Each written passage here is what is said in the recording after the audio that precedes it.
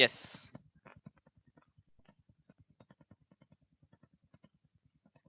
So anyways, those who are new, myself CA Shubham Sanghvi. So ज़्यादा introduction में दूंगा नहीं, काफी स्टूडेंट्स को अभी बोर हो जाएगा वैसे तो सुन के.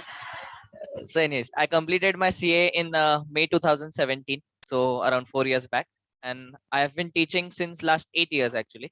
So CA करते करते मैंने teaching तो चालू कर दिया था right when the classes started, और MSA जब हमने चालू किया. So right from then I have been teaching maths. So it's been around 8 years जो maths सिखा रहा हूँ मैं. So CA के बाद I also gave CAT exam. So जो MBA के entrance exam होती है. So I scored 99.32 percentile in that. I got selected for IIM, but teaching में I decided कि future मेरा teaching में, so I decided to drop that and continue with the teaching profession. Also along with CA करते करते मतलब CA and classes करते करते I also pursued actuarial science. किसने सुना है? Yes, so actuarial science mainly insurance sector के related काफी ज्यादा उसमें अप्रोच है. सो मेनली उसमें फाइनेंस, इकोनॉमिक्स एंड स्टैटिस्टिक्स बहुत ज्यादा इन्वॉल्व है. सो इंश्योरेंस के पॉलिसीज कैसे फॉर्म होते हैं, फॉर्मुलेट कैसे होते हैं, and valuations of different products and different certification courses होते हैं उसमें. सो बेसिकली वो I started pursuing that because that was the only course जो 12th स्टैंडर्ड के बाद immediately you could start apart from CA. बाकी सारे कोर्सेस पोस्ट ग्रेजुएशन वाले थे, सो बीकॉम के बाद ही कर सकते थे. That was one of the courses I started doing. So उसमें अराउंड 15 पेपर्स होते हैं. You need to clear 15 papers. So every exam you have to give one paper, and 15 papers के बाद तुमको पूरा डिग्री मिलता है. So I completed 5 papers along with my CA, but later on again dropped that because उसमें आगे पूरा job oriented ज्यादा है वो course. So I had no interest in doing job. So but वो interesting था course, knowledgeable, very much related to CA also because थोड़ा सा उसमें फाइनेंस एंड इकोनॉमिक्स और स्टैटिस्टिक्स बहुत ज्यादा यूज होता है. सो काफी इंटरेस्टिंग कोर्स था, बट इन डेप्थ था. मतलब जैसे पूरा सीए के लिए जितना पढ़ाई करना पड़ता है उतना ही उस कोर्स में भी उतना टाइम डिवोट करना चाहिए, तभी वो ठीक से हो पाएगा. सो सो few things here and few things there. So ऐसा करते करते I am here with you. Anyways, so I'll be covering your paper number 3, CA Foundation. आज मयूर सर ने तो तुमको पूरा इंट्रोडक्शन दिया ही होगा. सो पेपर नंबर 3 मैथ्स, जिसमें 3 सेक्शन है, maths, stats and logical reasoning. Maths will be for 40 marks, statistics 40 marks and logical reasoning 20 marks. So ये paper, as you must be knowing, this paper is full objective paper. MCQ pattern रहेगा. Each question for 1 mark only. So compulsorily 100 questions आते हैं for 100 marks. And since objective question है तो negative marking भी यहाँ पे है. So for every wrong answer 0.25 marks तुम्हारे एक्स्ट्रा डिडक्ट हो गए. So this is the pattern of your third paper, 2 hours paper, 100 marks. So थोड़ा सा टाइम रेस्ट्रेंट है बिकॉज मैथ्स के क्वेश्चंस 100 क्वेश्चंस 120 मिनट्स में सॉल्व करना है. यू गेट जस्ट 1.2 मिनट्स पर question. So obviously there will be a few questions जिसमें तुमको 3 से 4 या 5 मिनट भी लग जाए, but there will be few questions जो तुमको 10 सेकंड में भी आ जाए. सो बैलेंस्ड पेपर होता है. You need to select the questions properly. So throughout the course जैसे जैसे मैं सिखाते रहूंगा तुमको, बीच बीच में मैं इंपॉर्टेंट इंस्ट्रक्शंस देते रहूंगा कि पढ़ते वक्त तुमको कैसे पढ़ना है. एंड एग्जाम में तुमको जो लास्ट 3 आवर्स रहेंगे, मेन 2 आवर्स रहेंगे एग्जाम के, वो तब तुमको क्वेश्चंस को कैसे डील करना है, ये सारी चीजें मैं बीच बीच में तुमको बोलते रहूंगा. उतना ध्यान रखना because these are the few points जिसका डायरेक्ट इम्पैक्ट तुम्हारे स्कोर पे नहीं आएगा, बट इनडायरेक्टली बहुत बड़ा इम्पैक्ट आएगा. सो जैसे जैसे मैं इंस्ट्रक्शंस देते रहूंगा बीच बीच में, please follow those instructions because later on तुमको बहुत काम आएगा. अभी तो उसका कुछ ज्यादा यूज नहीं होगा, बट लेटर ऑन तुम्हारे स्कोर पे उसका बहुत बड़ा इम्पैक्ट आएगा. सो जैसे भी मैं इंस्ट्रक्शंस दे रहा हूँ, जस्ट फॉलो दोस ब्लाइंडली, बिना कुछ दिमाग लगाए. मैं जैसे बोल रहा हूँ बस करते रहो because since we have a lot of experience, सारे स्टूडेंट्स के हिसाब से मैं बोल रहा हूँ. सो थोड़े बेसिक बेसिक इंस्ट्रक्शंस रहेंगे जो मैं बोलते रहूंगा, वो करते रहो. थोड़े से एक्स्ट्रा एफर्ट्स है बस, वही मैं पेज नंबर नोटबुक के जैसे तुमको पहले भी मैंने बोला है, नोटबुक मेंटेन करना ठीक से सीखो because portion is very vast. Maths का सबसे ज्यादा पोर्शन है. If you observe chapter wise also around 21 chapters है, मैथ्स एंड एलआर मिला के 20 और चैप्टर्स है. सो पोर्शन बहुत वास्ट है. इतना सारा पोर्शन लास्ट 1.5 days में रिवाइज करना है. अब बहुत सारे स्टूडेंट्स मार्किंग सिस्टम ठीक से मेंटेन नहीं करते, इसलिए लास्ट 1.5 दिन में क्या होता है, ये 3 चैप्टर्स कर लिए, यहाँ के 3 चैप्टर्स कर लिए, 6 चैप्टर्स रिवाइज किए, बाकी इजी है, आ जाएगा direct. This is the pattern they do. But वो लास्ट डे रिवीजन और लास्ट फ्यू डेज में जो रिवीजन होती है वो अगर ठीक से नहीं हुई तो इट्स ह्यूमनली इम्पॉसिबल कि तुमको सारी चीजें याद रहेगी। सो इसलिए marking system is very important. जो 100% पोर्शन है तो तुमको you have to cut that down to 30%। बाकी का 70% तुमको डायरेक्टली कट करना है। कट करना है मतलब क्या, सिमिलर पैटर्न ऑफ क्वेश्चंस, या फिर ये कंसेप्ट पढ़ ली, concept concept is important, concept के हिसाब से क्वेश्चन आ ही जाएगा। वो सारी चीजें कैसे अडॉप्ट करनी है, वो सारी चीजें मैं again through out the course धीरे धीरे जैसे जैसे अपने पोर्शन आगे बढ़ते जाएगा मैं बोलते रहूंगा। ठीक है, anyways, so let's see the syllabus first. एक शॉर्ट तुमको ब्रश अप कर लेता हूँ कि क्या क्या सिलेबस है, so that you will have an idea. So as I said, maths, stats and LR, 3 तुम्हारे सेक्शंस है। मैथ्स में चैप्टर्स देखो कौन से हैं। First is ratio, proportion, indices and logarithm. So चार चार चीजें इसमें, ratios and indices, ratio, proportion and indices, ये सारी चीजें तो तुमने स्कूल में भी एकदम ठीक से की हुई है। Logarithms will be a bit new chapter for few students school में थोड़ा बेसिक था, आई गेस, करेक्ट? एसएससी में था ना तुमको? आईसीएससी में लॉग था, ओके। एनीज, जो भी है, मैं एवरीथिंग तुम्हारा 11th स्टैंडर्ड में, 12th स्टैंडर्ड में मैथ्स हो या ना हो, 10th स्टैंडर्ड में कितने अच्छे से हुआ है, कितने बुरी तरीके से हुआ है, doesn't matter. I will be teaching you right from zero एकदम। हाँ, एक तो I expect from you all is to keep an open mind. थोड़ा सा पेशेंस रखो, एंड मेन मतलब तुम्हारे जनरेशन के साथ what I have observed is mechanical thinking तुम्हारा बहुत जल्दी अडॉप्ट कर लेते हो। दैट स्कूल की, क्योंकि अभी आजकल की टीचिंग पैटर्न थोड़ा सा वैसे हो चुका है, which is what I have observe, कि ऐसे क्वेश्चन आया तो ऐसे सॉल्व करना है, this is the formula, formula में बस सब्स्टिट्यूशन करो। मतलब there is lot of mechanical things कि बस क्वेश्चन कैसे सॉल्व करना है इतना आना चाहिए। हम क्या सॉल्व कर रहे हैं, जो आंसर आया उसका मीनिंग क्या है, ये सारी चीजों पे फोकस नहीं रहता। सो वो थोड़ा सा तुमको अडॉप्ट करने में टाइम लगेगा, because our teaching will be completely based on concept. So concept पे बहुत ज्यादा फोकस रहने वाला है। बार बार चीजें मैं रिपीट करने वाला हूँ, वही चीजें तुमको माइंड में तुम्हारे साथ खुद के साथ रिपीट करना वाइल रिवाइजिंग ऑल्सो। बस क्वेश्चन कैसे सॉल्व करना है दैट इज नॉट इम्पोर्टेंट, कैसे आया वो इम्पोर्टेंट नहीं है, क्या किया वो समझो। समझ रहे हो? So keep that open mind कि धीरे धीरे तुमको कंसेप्चुअल थिंकिंग कैसे अडॉप्ट करनी है वो बार बार रिपीट करो। जो मैं कंसेप्ट तुम्हारे साथ रिपीट करते रहूंगा, तुम भी खुद के साथ रिपीट किया करो डेली। जो भी होगा घर पे जाके बस एक 15-20 मिनट्स में भी तुमने रिवाइज कर दिया, मोर देन इनफ। बहुत ज्यादा कुछ एक साथ बहुत सारा सिखाने नहीं वाला हो, pace will be very slow. तुमको लगे तो तुम बोलो कि नहीं सर रुक जाओ, वापस समझाओ, बी फ्री। जो भी डाउट है इमिडिएटली पूछा करो, ठीक है? So we are starting something new. Fresh mind से तुम भी चालू करो। जो 11th स्टैंडर्ड में तुम्हारे तुम्हारे लिए बोल रहा हूँ, जो अपना 11th स्टैंडर्ड हो, कीप इट डिफरेंट। यहाँ पे पूरा अलग से रहेगा।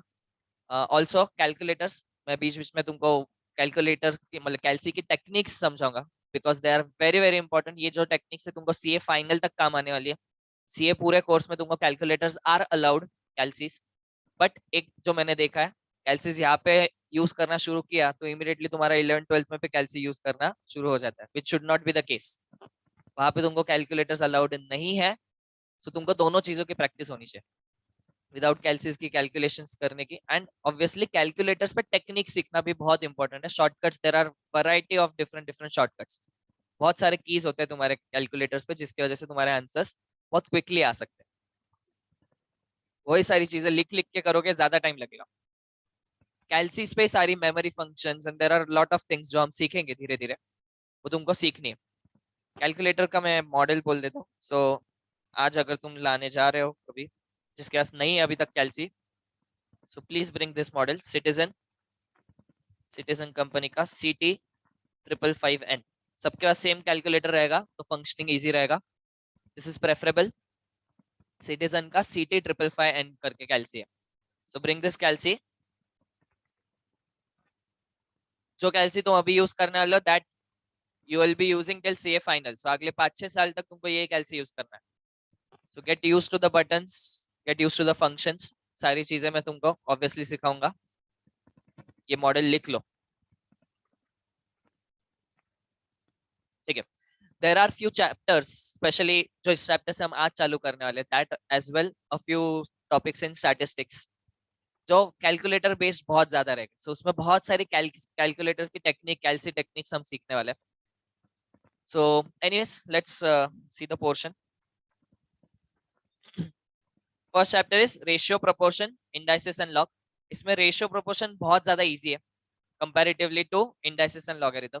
इंडाइसिस के प्रॉपर्टीज तुमने स्कूल में किए हुए हैं, बट यहाँ पे थोड़े से अलग तरीके से करेंगे एंड उसके ऊपर बेस्ड थोड़े से कॉम्प्लिकेटेड क्वेश्चंस रहेंगे then what you have done in school. Logarithm जिन्होंने किया है उनको थोड़ा बेस मालूम होगा। यहाँ पे अगेन लॉग टेबल वाले क्वेश्चन ज्यादा नहीं रहेंगे। लॉग टेबल सबने सुना है, जिन्होंने किया हो लॉगरिथम या ना किया हो, लॉग टेबल ये कंसेप्ट तो सुनी होगी। सो लॉग टेबल के क्वेश्चंस नहीं रहेंगे, बट लॉग के प्रॉपर्टीज जो है वो प्रॉपर्टी बेस्ड बहुत सारे क्वेश्चंस हमको देखना है। सो एनीवेज ये सारी चीजें एक एक करके चैप्टर जैसे आएगा हम सीखेंगे। This is maths. मैथ्स में ऐसे कुछ नई कंसेप्ट नहीं सीखने वाले, बस इक्वेशन में जो ये काम आती है, वर्ड प्रॉब्लम्स जैसे सॉल्व करते आएंगे यूजिंग दिस थिंग्स, वो सारी चीजें हमको देखनी है। Second, one of the easiest chapters of the portion is equations. इसमें सिर्फ एक पार्ट है क्वाड्रेटिक इक्वेशंस के रूट्स जो हम निकालते हैं। क्वाड्रेटिक इक्वेशंस पता है सबको। सो क्वाड्रेटिक इक्वेशन के रूट्स के ऊपर थोड़े से प्रॉपर्टीज है, जिसके ऊपर एक एक्सरसाइज है। वो एक एक्सरसाइज अगर तुमने ठीक से हैंडल कर ली, बाकी चैप्टर बहुत इजी है। डायरेक्टली क्वेश्चन ऐसे x+5 अगर 8 है तो x क्या है, ऐसे क्वेश्चंस भी है। एग्जाम में नहीं आते बट पोर्शन में जरूर है। यस, सो इक्वेशंस बहुत सिंपल चैप्टर। पहले सिंगल वेरिएबल वाले इक्वेशंस देखोगे, देन दो वेरिएबल x एंड y, फिर उसको साइमल्टेनियसली सॉल्व करना है, वो वाले क्वेश्चंस देखेंगे। And since you have options over here, बहुत सारे क्वेश्चंस में तुमको ये भी सिखाऊंगा कि ऑप्शन वाइज कैसे सॉल्व करना। ऑप्शन वाइज ज्यादा फास्ट हो सकते हैं देन सॉल्विंग मेथड वाइज। सो कौन से क्वेश्चंस हमने ऑप्शन वाइज सॉल्व करने हैं, कौन से क्वेश्चंस तुमको मेथड वाइज सॉल्व करना है, वो धीरे धीरे हम सीखेंगे। सो इक्वेशंस एक ऐसा चैप्टर है जिसमें मेजॉरिटी ऑफ द क्वेश्चंस तुम ऑप्शन वाइज सॉल्व करोगे तो ज्यादा फास्ट आएगा। यू हैव ऑप्शंस, चार ऑप्शंस में से एक ऑप्शन तुमको सिलेक्ट करना है। सो ऑप्शन वाइज सॉल्व करना ज्यादा बेटर रहेगा। So this is the difference between 11th 12th and CA foundation. यहाँ पे ऑप्शंस होते हैं तो नेचर ऑफ थिंकिंग, सॉल्विंग, सारी चीजें डिफर करेगी। वहां पे हम मेथड वाइज पूरे स्टेप वाइज सॉल्व करते हैं, यहाँ पे शॉर्टकट सीखना है। जितने फास्ट सॉल्व करोगे उतना अच्छा है। तो यहाँ पे शॉर्टकट सीखना है, वहां पे मेथड वाइज सीखना है। तो ये थोड़ा सा डिफरेंस रहेगा। Annie's, next is linear inequalities and objective function. So LPP करके, लीनियर प्रोग्रामिंग प्रॉब्लम करके एक चैप्टर होता है जो 12th स्टैंडर्ड में तुम सीखोगे। बेस्ड ऑन ग्राफ होता है। यहाँ पे ग्राफ रीडिंग है, ग्राफ का ड्राइंग तो आ नहीं सकता बिकॉज ऑप्शन वाइज क्वेश्चन है। तो ग्राफ का हम क्वेश्चन जरूर सीखेंगे, बट ग्राफ को रीड कैसे करना है इन दिस चैप्टर, जो ग्राफ लगेंगे ग्राफ को रीड कैसे करना है वो हम देखेंगे using different different options. Annie's, that is linear inequality. Equations दो साइड से रहती है, एलएचएस आरएचएस, बीच में क्या होता है, इक्वल टू का साइन, उसको हम इक्वेशंस बोलते हैं because they are equal. Inequality में क्या रहेगा, इक्वल टू की साइन नहीं रहेगी, इंस्टेड ऑफ दैट क्या हो सकता है, एलएचएस है आरएचएस, इनइक्वालिटी है तो ग्रेटर देन और लेस देन, एक साइड दूसरे साइड से एक बड़ी रहेगी या फिर छोटी रहेगी, इक्वल नहीं रहेगी, दैट्स इट। इक्वल नहीं है तो इनइक्वल रहेगा। इनइक्वल अगर इक्वेशंस है, इनइक्वल अगर तुम्हारे एक्सप्रेशंस है, तो उनको कैसे सॉल्व करना है, उनके साथ कैसे डील करना है, ये हम उस चैप्टर में देखेंगे।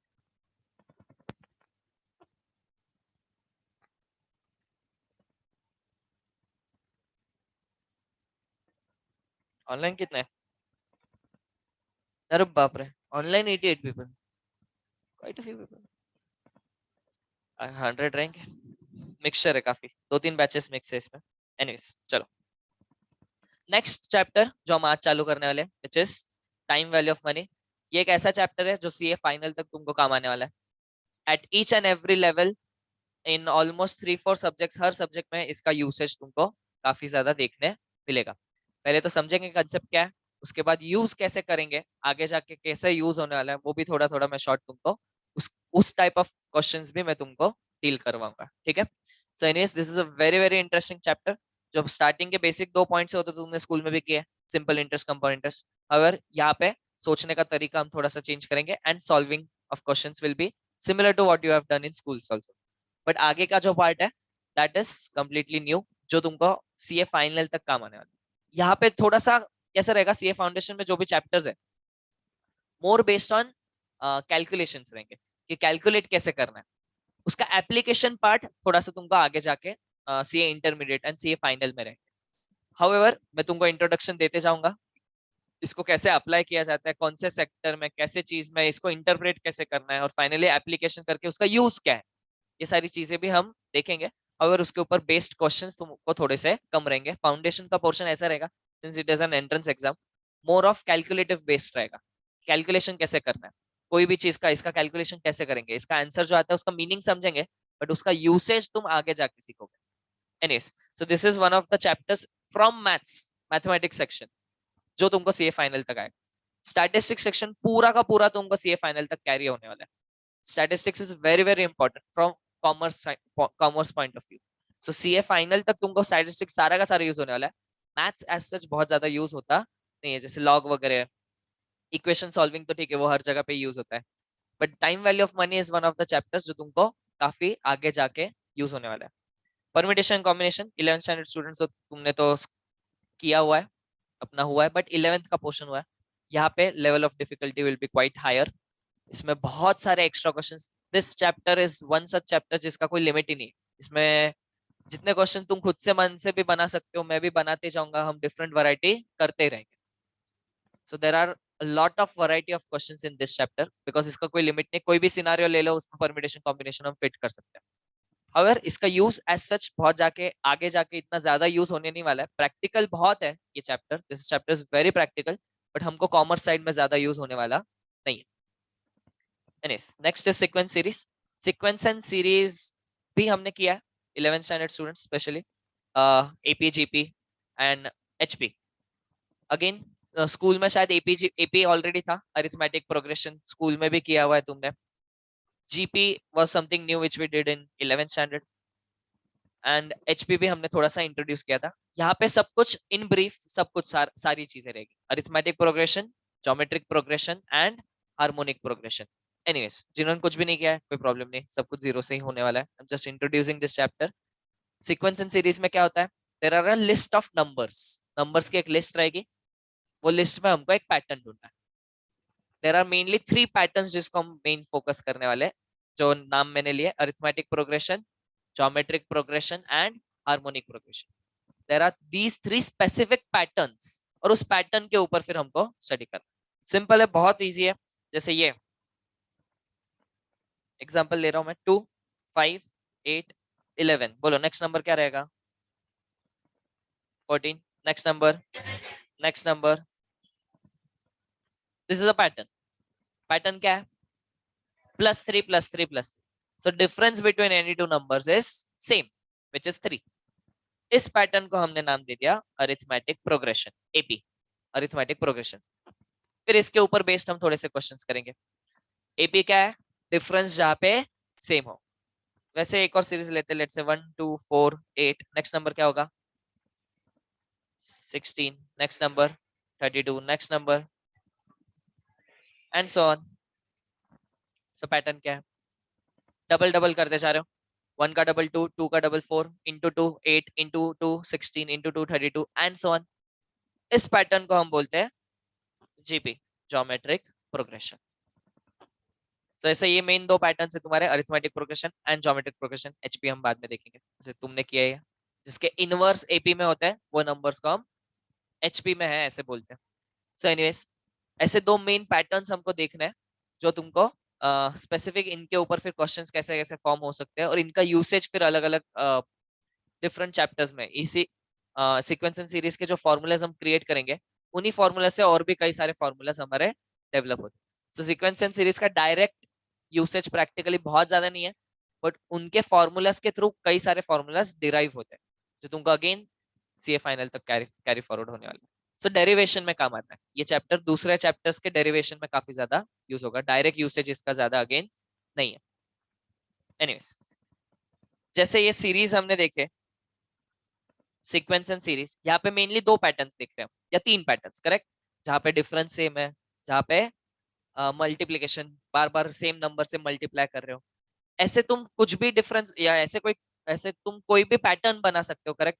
जैसे सबका स्क्वायर्स किया, सारे नंबर्स के स्क्वायर्स ले रहे हो, फिर स्क्वायर में +5 किया, या सारे नंबर्स में 5 ऐड करते गए. ऐसे कोई भी रैंडम तुम पैटर्न बना सकते हो. ये रैंडम पैटर्न हमको लॉजिकल रीजनिंग में एक चैप्टर है विच इज नंबर सीरीज। ये रैंडम पैटर्न हमको नंबर सीरीज में, इसमें क्या रहेगा, पैटर्न की कोई लिमिट नहीं रहेगी, there can be infinite number of patterns, but questions की बहुत लिमिटेशन रहेगी। Questions will be quite easy, simple question क्या रहेगा, नेक्स्ट टर्म क्या है वो ढूंढो, जैसे इसमें अभी हमने किया, नेक्स्ट टर्म क्या है वो बोलो, इसमें क्वेश्चन क्या रहेंगे वही रहेंगे। That is the only limitation, क्या पैटर्न कुछ भी रह सकता है बट नेक्स्ट टर्म क्या है, ऐसे ही क्वेश्चन तुम्हारा majority of the questions will be in the same pattern.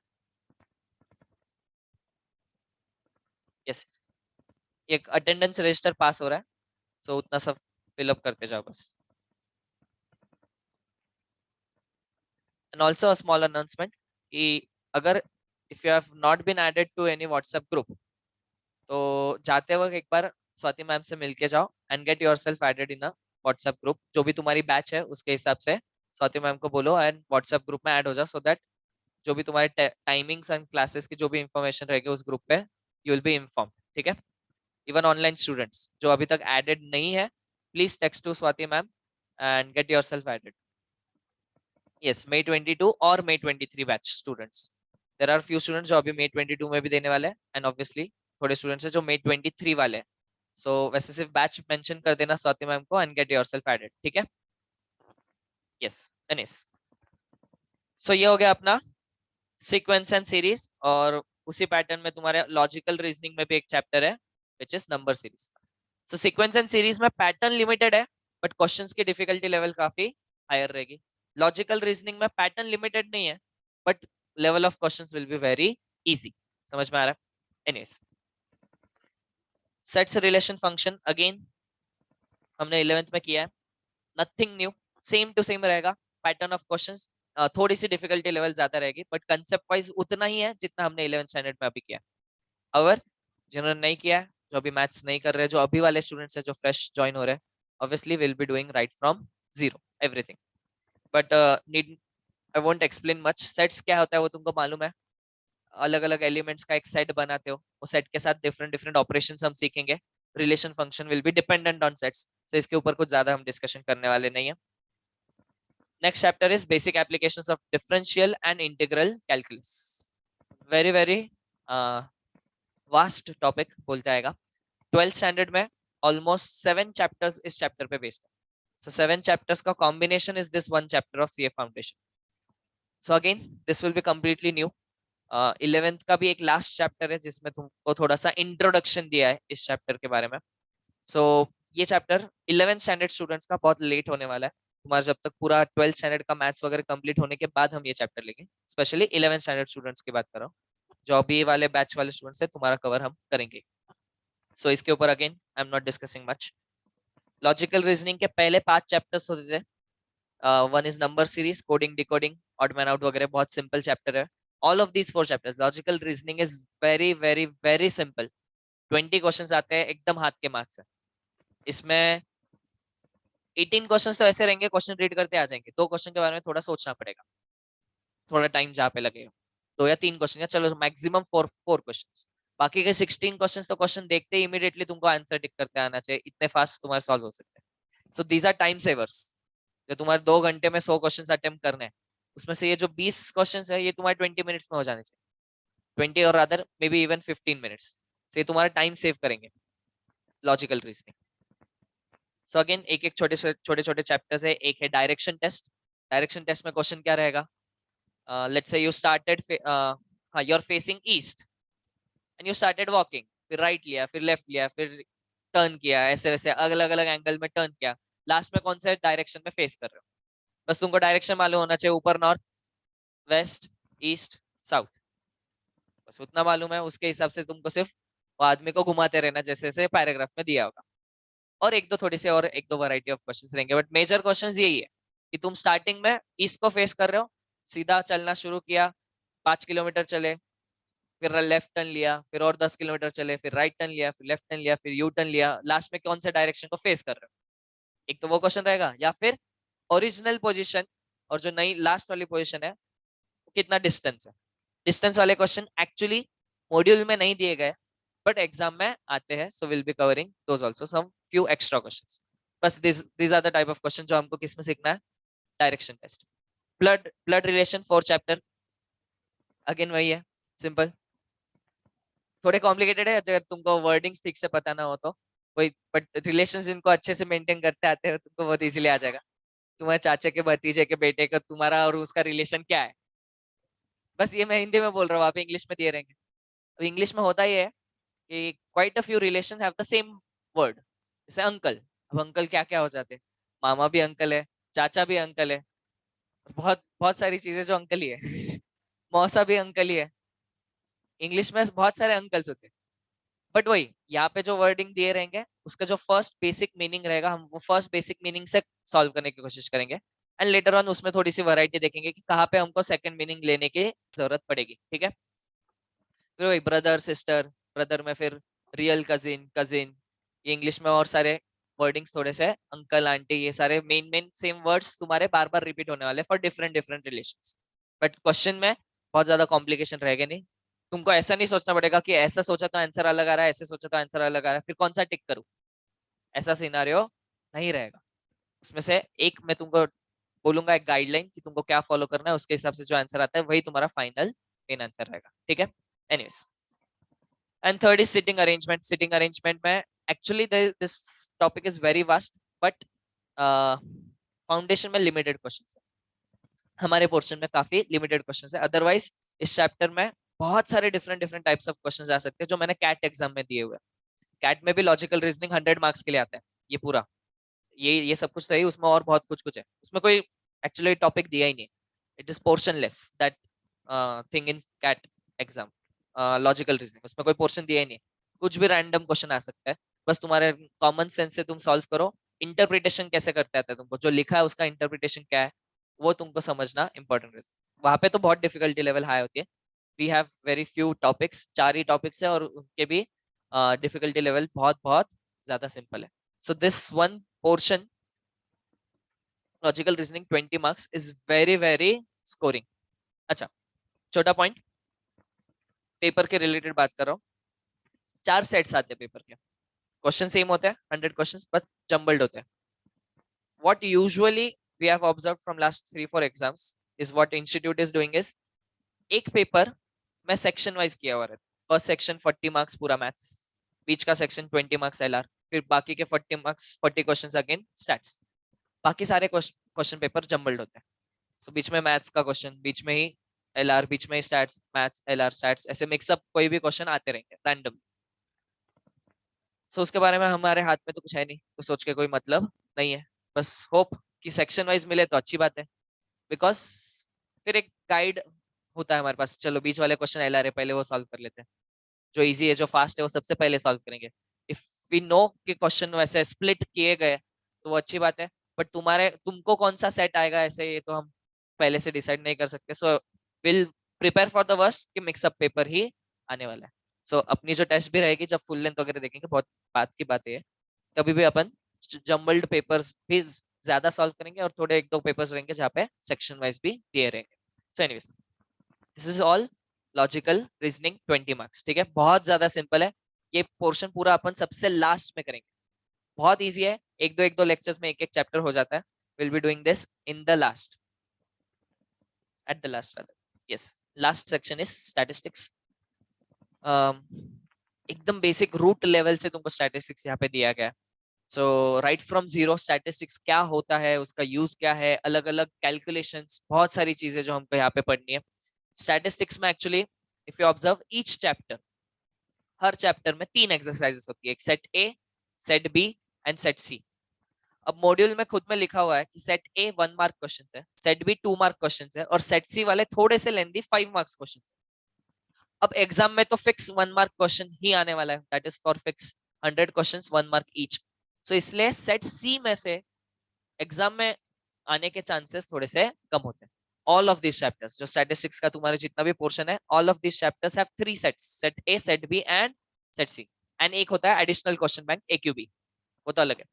But set A 1 mark question, set B 2 mark question, set C वाले जो 5 मार्क क्वेश्चन है, फुल फ्लेज उतना बड़ा क्वेश्चन एग्जाम में आने के चांसेस बहुत कम है। उसमें से पार्ट पार्ट में क्वेश्चन सॉल्व पूछते हैं, मतलब क्या, आधा अधूरा वो सॉल्व करके देते हैं, बाकी आधा अपन को सॉल्व करने बोलते हैं। सो ऐसे नहीं कि सेट सी इंपॉर्टेंट नहीं है, बट सेट सी जैसे सेम टू सेम इतने फुल फ्लेज क्वेश्चंस आने वाले हैं नहीं। बट सेट सी के क्वेश्चंस में से थोड़ा सा क्वेश्चन आधा अधूरा पूछ सकते हैं, समझ में आ रहा है?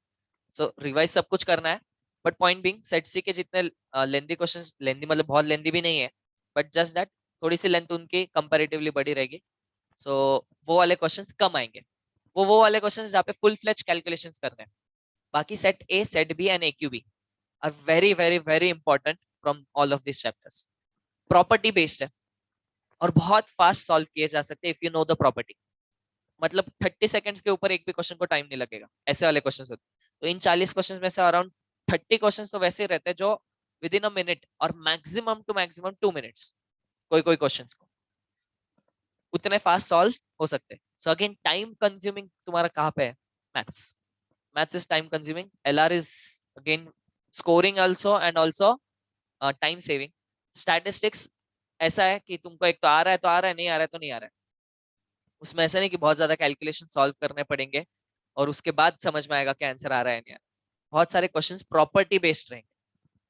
Statistics is actually more calculations, but वैसे क्वेश्चंस एग्जाम में आने के चांसेस कम रहते हैं, प्रॉपर्टी बेस्ड क्वेश्चंस थोड़े ज्यादा आते हैं। So if you know the property answer आएगा, नहीं पता है तो नहीं आएगा। So again we'll be trying to cover each and every property in your formula book. अच्छा, one more instruction जो नया specially, I need 4 things from you every day. एक तो मॉड्यूल लाना है, इंस्टीट्यूट का मॉड्यूल, जिनके पास अभी नहीं है, जो फ्रेश स्टूडेंट्स है, यू कैन सॉफ्ट कॉपी भी तुम रख सकते हो या फिर प्रिंट आउट निकाल लो अभी जब तक रजिस्ट्रेशन तुम्हारा होता नहीं है। तो एक एक चैप्टर की प्रिंट आउट निकाल सकते हो। इंस्टीट्यूट के वेबसाइट पे सारे चैप्टर्स अवेलेबल होते हैं, मैं आज लिंक ग्रुप पे डाल दूंगा। एनीवेज, जो रजिस्टर्ड स्टूडेंट्स है जो अभी फाउंडेशन देने वाले हैं, bring your modules every day. Second thing, class work book होनी चाहिए, एक नोटबुक मतलब जिसमें हम क्वेश्चन सॉल्व करेंगे। एक फॉर्मूला बुक अलग से बनाएंगे, मिनिमम 200 पेजेस की बुक तो बनानी चाहिए फॉर्मूला बुक के लिए। उसमें हम सारी की सारी कंसेप्ट, सारी की सारी properties, that formula book will be the key, अपने पूरे क्लास का मेन की will be that formula book. उसमें मैं सारे नोट्स लिखवाने वाला हूँ, एक भी क्वेश्चन सॉल्व नहीं करेंगे, उसमें सारे के सारे notes, formulas and your concepts and your properties, सारी की सारी चीजें उसमें हम कवर करेंगे। सो एवरी डे तुमको वो बुक लगने वाली है, क्योंकि every day I will be adding few points in that. And fourth thing is calculators. So ये 4 चीजें तुमको हर रोज लाना है कंपल्सरीली, ठीक है? नेक्स्ट, अगेन स्टैटिस्टिक्स है तो इसमें काफी सारे कैलकुलेशंस भी रहेंगे। कैलकुलेशंस है तो हमको कैलसी टेक्निक भी इसमें सीखना है। One of the chapters of this is which is first chapter, ये पूरा पूरा थ्योरेटिकल है, this chapter is all theory. बाकी सारे के सारे क्वेश्चंस, बाकी सारे के सारे chapters are practical question solving वाले हैं। So again I won't take much time in this discussing right now, जैसे जैसे चैप्टर्स आएंगे हम तब भी डिस्कस करेंगे। इसमें से काफी सारी चीजें तुम देख चुके हो वैसे, central tendency, mean, median, mode, school से पढ़ रहे हो, वही सारी चीजें, बट अगेन डिफिकल्टी लेवल थोड़ी सी हायर रहेगी। डिस्पर्जन, 11th स्टैंडर्ड में जिन्होंने मैथ्स किया, डिस्पर्जन भी तुमने किया। Range, quartile deviation, mean deviation, standard deviation, यही सारी चीजें यहाँ पे भी है, बट अगेन प्रॉपर्टी बेस्ड थोड़े ज्यादा रहेंगे। देन प्रोबेबिलिटी तुमने अगेन स्कूल में भी किया है, बट वो बहुत बेसिक लेवल का था, यहाँ पे थोड़ी सी डिफिकल्टी लेवल ज्यादा रहेगी। There are quite a few chapters which are interlinked. So मैं उस जिस फ्लो में तुमको चैप्टर सिखाने वाला हूँ, जब भी रिवाइज करोगे, लेटर ऑन की बात है, I will remind you that thing again, जब भी रिवाइज करोगे ना, जिस पैटर्न में हमने चैप्टर्स लिए उसी फ्लो में तुमको भी रिवाइज करना है। रैंडमली कोई भी चैप्टर मत उठाओ, चलो आज प्रोबेबिलिटी कर लेते हैं, चलो बीच में परम्यूटेशन करेंगे, ऐसे नहीं। जिस फ्लो में हमने सीखा है उसी फ्लो में तुमको रिवाइज भी करना है, because some chapters are interlink, from maths to stats, stats to stats, ऐसे काफी सारे चैप्टर्स इंटरलिंक्ड रहेंगे। And yes you later on yourself realise कि हाँ ये इसमें उसका बेस लगता है, ये उसमें उसका बेस लग रहा है, सो वैसे ही तुमको पढ़ना है। एनीवेज, सो प्रोबेबिलिटी होता क्या है? What is probability? Possibility, chances, likelihood, all of these are synonyms. Probability, probability हमेशा और हमेशा हम फ्यूचर के बारे में बात करेंगे, बिकॉज जो हो चुका है उसकी प्रोबेबिलिटी निकाल के फायदा क्या? प्रोबेबिलिटी का मीनिंग क्या है कि what are the chances of occurrence in the future. Obviously future के बारे में बात करेंगे, जो हो चुका है उसके बारे में थोड़ी डिस्कस करने वाले कि इसकी चांसेस क्या है, फ्यूचर में होने के चांसेस क्या है। हमेशा और हमेशा इसमें प्रोबेबिलिटी में हम will be thinking of the future scenario. And इसके पहले जो चैप्टर था, central tendency and dispersion, this is analysis of the past data. central tendency, dispersion, correlation, regression, all of this is analysis of the past data जो use कर सकते हैं for future prediction. ये past data का analysis है, past में already कुछ हो चुका है उसके बारे में एनालिसिस कर रहे हैं और वो एनालिसिस को यूज करके फ्यूचर के बारे में प्रेडिक्शन कर रहे हैं. समझ में आ रहा है? सो एक्चुअली ये मेजर जो है कौन से, सेंट्रल टेंडेंसी एंड डिस्पर्जन, ये जो एक चैप्टर है, correlation, regression, these are past data based, मतलब पास्ट डेटा का एनालिसिस है. एंड ये जो दो चैप्टर्स है, probability and theoretical distributions, theoretical distribution is an extension of probability only, मतलब प्रोबेबिलिटी का ही एक्चुअली एक पार्ट है. But both of these chapters will be completely based on future, कि फ्यूचर में क्या क्या हो सकता है और किसके चांसेस कितने हैं, ये सारी चीजें हम पढ़ेंगे प्रोबेबिलिटी एंड थ्योरेटिकल डिस्ट्रीब्यूशन में. समझ में आ रहा है? तो एक ये स्लाइड बेस दे रहा हूं तुमको मैं. ये दो चैप्टर्स में हम पास्ट का एनालिसिस करने वाले हैं, ये दो चैप्टर्स में हम फ्यूचर के बारे में प्रेडिक्शन करेंगे. Anyways, and index numbers completely different chapter, it is a kind of ratio only, specific type of ratios जो हम कॉमर्स में काफी बार सीखते हैं. वैसे इन्फ्लेशन तुमने सुना है? इन्फ्लेशन इंडेक्स, एक्चुअली अपन इन्फ्लेशन इन्फ्लेशन बोलते रहते हैं हमेशा. इन्फ्लेशन का जो नंबर होता है उसको हम बोलते हैं inflation index. Sensex,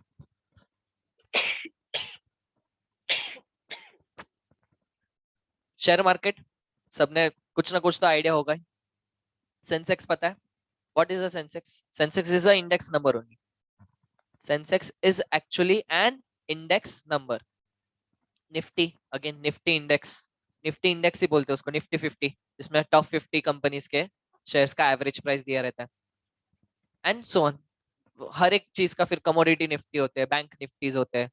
so point being all of these are what, index numbers. Index numbers एक सिंपल इंट्रोडक्शन में तुमको देता हूँ. Index numbers is comparison of prices of two different years. 10 साल पहले प्राइस क्या थी, आज क्या प्राइस है, इन दोनों का comparison is an index number. समझ में आ रहा है? Very simple. आज अगर प्राइस लेट से 20 रुपए, 10 साल पहले प्राइस अगर 20 रुपए थी, आज 30 रुपए, कितना परसेंट बढ़ गया? 50%. 20 में 10 का एडिशन हुआ है, करेक्ट? 20 से लेके 30 हो गया, तो 50% इंक्रीज हुआ, तो इंडेक्स नंबर आता है 150. Base index number is 100, 50% increase तो 150. समझ में आया? ये सिंपल, एकदम सिंपल एग्जांपल हो गया किसका, इंडेक्स नंबर का, of comparison of prices.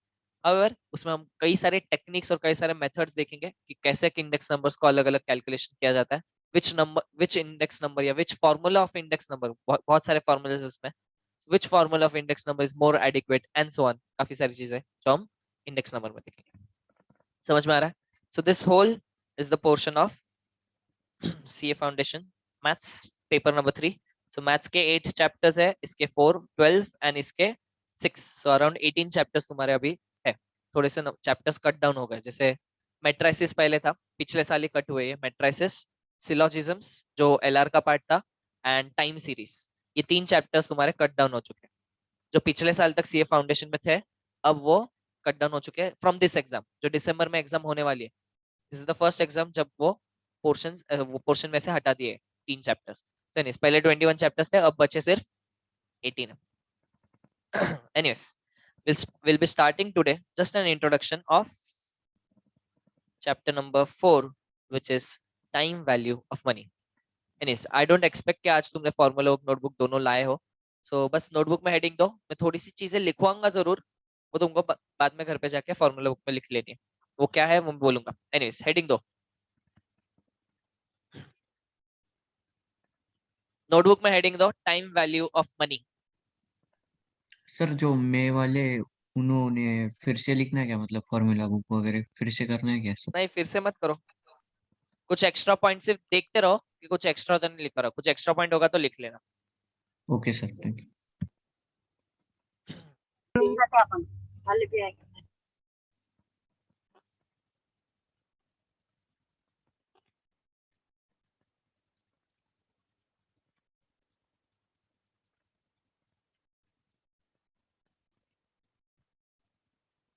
Yes, 4 चीजें जो आई जस्ट मेंशन अगेन.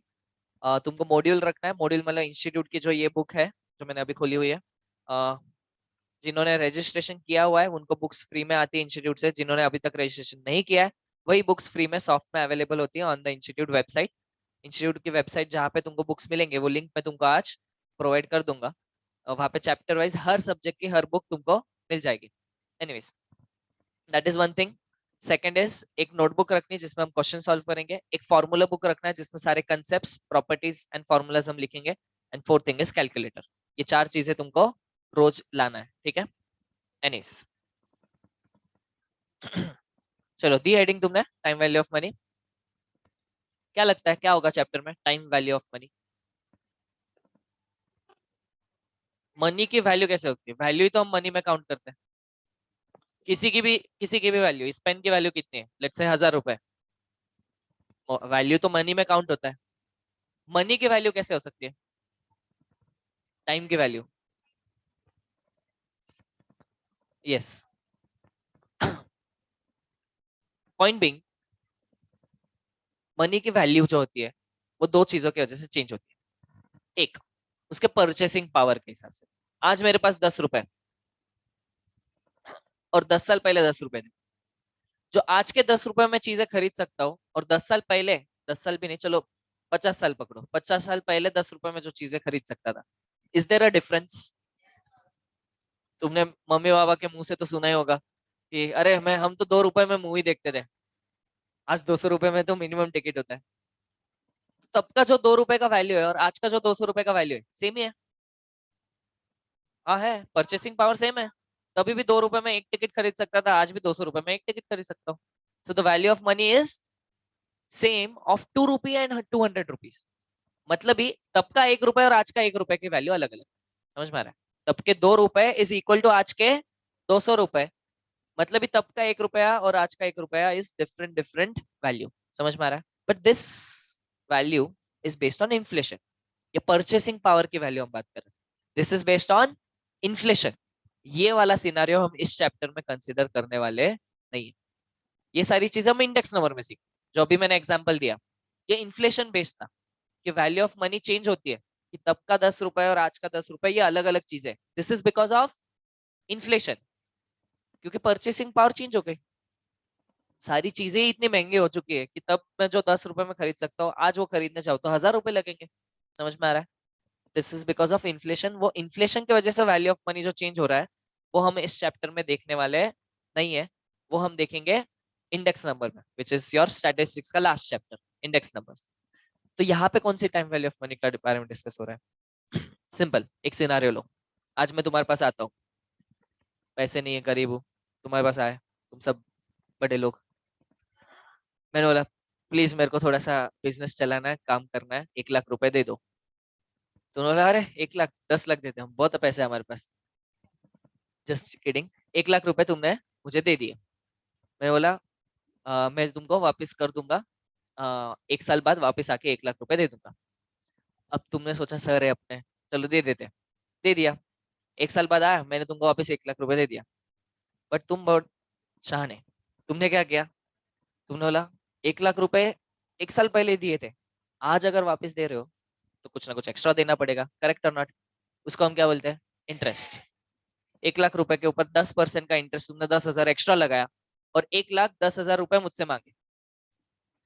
तो ये जो मनी की वैल्यू चेंज हुई है because of passage of time, because of passage of time, not because the prices of products have increase, मतलब इन्फ्लेशन की वजह से नहीं, just because time has passed.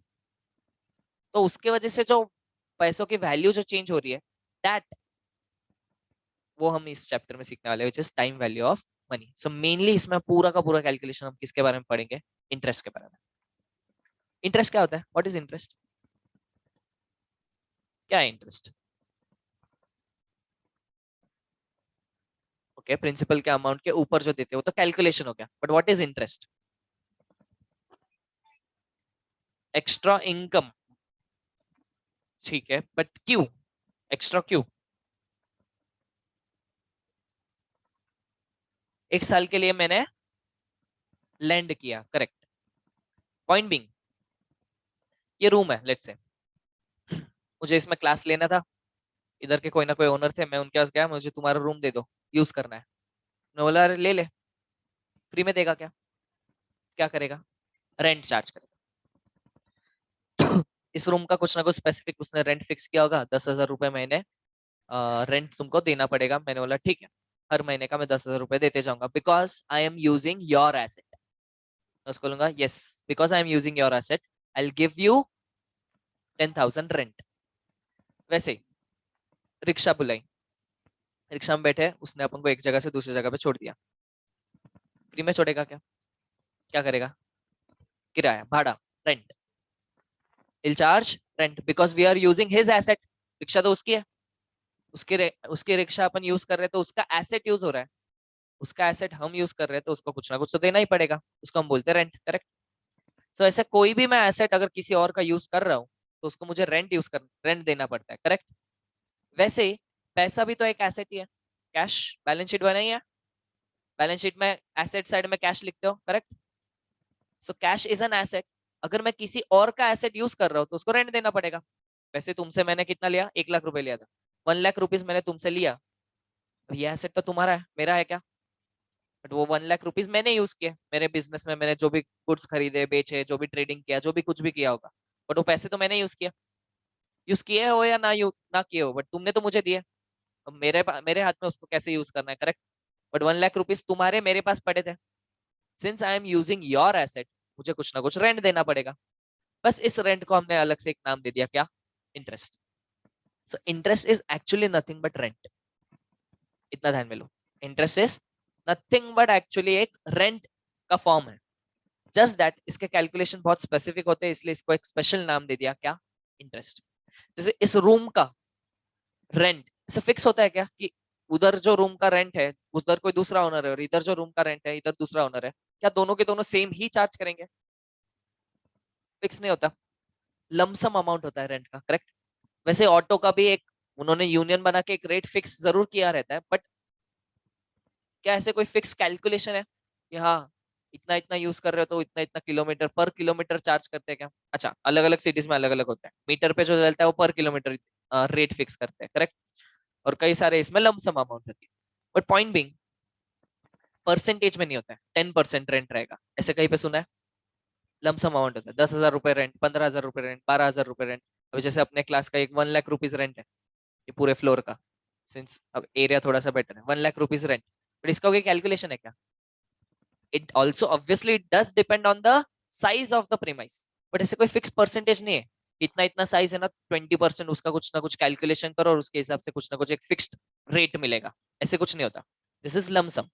However पैसों का हमारा फिक्स रहता है, रेट ऑफ इंटरेस्ट हम फिक्स कर लेते हैं।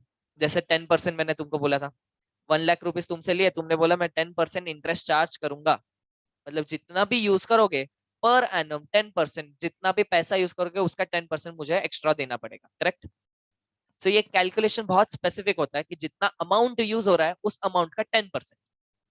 सो इंटरेस्ट वेरी नहीं करेगा, there are clear cut calculation, there is a clear cut calculation. अभी ये 10,000 रुपए इसका रेंट मैंने भर रहा हूँ लेट से, क्या मैं बोल सकता हूँ कि अरे अच्छा मिला या बुरा मिला? मैक्सिमम टू मैक्सिमम क्या कर सकते हैं, मार्केट के साथ कंपेयर कर सकते हैं, अरे बाजू वाला 12,000 में दे रहा है, मुझे 10,000 मिल गया, चलो अच्छी बात। Correct? But is there a clear cut calculation किया 10,000 कैसे कैलकुलेट किया गया? नहीं, इंटरेस्ट का वैसे नहीं होता। इंटरेस्ट का रेट डिसाइडेड रहता है, और ये रेट बहुत ज्यादा वेरी नहीं करता फ्रॉम बैंक टू बैंक। क्यों? There is a regulatory body over there, RBI, Reserve Bank of India. Reserve Bank of India क्या करता है? देयर इज अ फिक्स्ड रेट जो वो प्रोवाइड करता है दूसरे बैंक को पैसा देते वक्त। वो क्या करता है, जब लेट्स से एक्सिस बैंक को कुछ पैसे की जरूरत है, वो कहाँ पे जाएगा? आरबीआई के पास जाएगा। आरबीआई उनसे कुछ ना कुछ एक रेट फिक्स करेगा कि हाँ 6% के हिसाब से तुमको हम लोन दे रहे हैं। अब एक्सिस बैंक ने पैसा दिया, एक्सिस बैंक दूसरे किसी को पैसा देगा रेंट पे, मतलब बेसिकली लोन देगा। तो एक्सिस बैंक क्या सोचेगा, इन्होंने मुझे 6% चार्ज किया, मुझे 2% खुद का प्रॉफिट कमाना है, मैं सामने वाले को देते हो 8% दूंगा। करेक्ट? अब वही आरबीआई ने अगर 4% कर दिया, तो एक्सिस बैंक क्या सोचेगा, 4% से मुझे मिल रहा है, 2% का मुझे रिटर्न चाहिए, 2% एक्स्ट्रा चाहिए, 6% सामने से चार्ज करेगा। सो जो बैंक्स हमको रेट देती है that is somehow controlled by Reserve Bank of India. So there is a regulatory body, और हर कोई पैसा लोन पे नहीं दे सकता, you need a licence, banking licence लगता है। तो हर कोई मैंने चालू कर दिया, मेरे पास बहुत पैसे हो गए, चलो एक से लेना एक से दूसरे को दूसरे को पैसे देना, इसी में पैसा कमाएंगे। मेरा खुद का पैसा है ही नहीं, एक से लिया दूसरे को दिया, उसमें पैसा कमाते रहे, ऐसे चलेगा क्या? मैंने आज अचानक से बिजनेस चालू करने की सोची, चलेगा क्या? नहीं। उसके लिए कई सारे रिक्वायरमेंट्स होते हैं, कई सारे रूल्स होते हैं जो हमको फॉलो करके, जो फुलफिल करके एक बैंकिंग लाइसेंस लेना पड़ता है। और बैंकिंग लाइसेंस लेने के बाद ही हम ये ट्रेडिंग कर सकते हैं ऑफिशियली। अनऑफिशियली सब कुछ चलता है, स्पेशली मारवाड़ीज गुजरातीज तो बहुत करते हैं। We are known for this. पहले पहले के जमाने में स्पेशली गिरवी पे अभी भी करते हैं बहुत लोग, बट स्टिल अभी कम हो गया because of this all regulatory things, legal things. But पहले तो बहुत होते थे। लोगों का सोना गिरवी रखते थे, पैसा लोन पे दे देते थे। कोई भरपाई तो करता नहीं था, वो सोना पूरा का पूरा अपने पास रखते थे। बिकॉज ऑब्वियसली वो टारगेट ही ऐसा रखते थे कि हाँ, जो पैसा नहीं पे कर पाएगा वापस, उनको पैसा देते थे। तब का सिनारियो अलग था। तब पर्पज ही क्या था कि अभी 10 लाख का लोन लिया ना, 15 लाख का सोना रखेंगे, और 1 साल बाद जाएंगे मांगने, वो नहीं भर नहीं पाएंगे। Just given example, 10 lakh 15 lakh, just a figures. But वो पे नहीं कर पाते और 15 लाख का सोना उनका खुद का हो जाता है। बट तब का सिनारियो, तब का purpose of giving loan was completely different. कोई कोई जेन्युइनली भी करते थे, ऑब्वियसली पैसों की जरूरत है, बहुत लोग तो वैसे ही करते थे। जस्ट अलग अलग एग्जाम्पल्स दे रहा हूँ तुमको कि जेन्युइनली किसी को पैसों की जरूरत है, ले लो, थोड़ा सा इंटरेस्ट देके वापस दे देना। बट तब जो इंटरेस्ट चार्ज होता है वो बहुत हाई होता था। अब ये सारी चीजें रेगुलेटरी बॉडी की वजह से सब कुछ लीगल एक फॉर्म आ गया उसको, एंड दैट इज वाई ये सब कुछ चीजें कंट्रोल्ड वे में सारा पूरा ट्रांजैक्शन होता है। Anyways, let's not go of the track. Point being, interest क्या होता है? It is a rent for using someone else's cash. हाँ, वो एसेट कौन सा है? फंड्स। किसी और के हम फंड्स यूज कर रहे हैं या पैसा यूज कर रहे हैं, तो किसी और का पैसा यूज कर रहे हैं तो उनको रेंट देना पड़ेगा। उस रेंट को हमने नाम क्या दे दिया? इंटरेस्ट। समझ में आ रहा है? सो interest is nothing but a rent. ठीक है।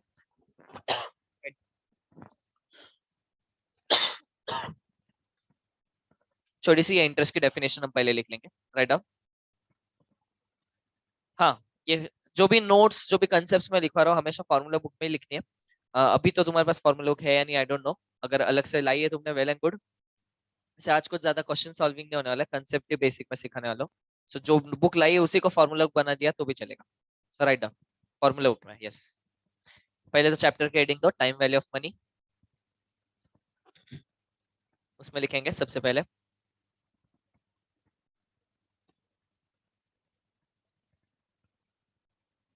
रेंट। पहले रेंट की डेफिनेशन लिखेंगे। Rent is a charge. Rent is a charge for using, rent is a charge for using someone else's asset.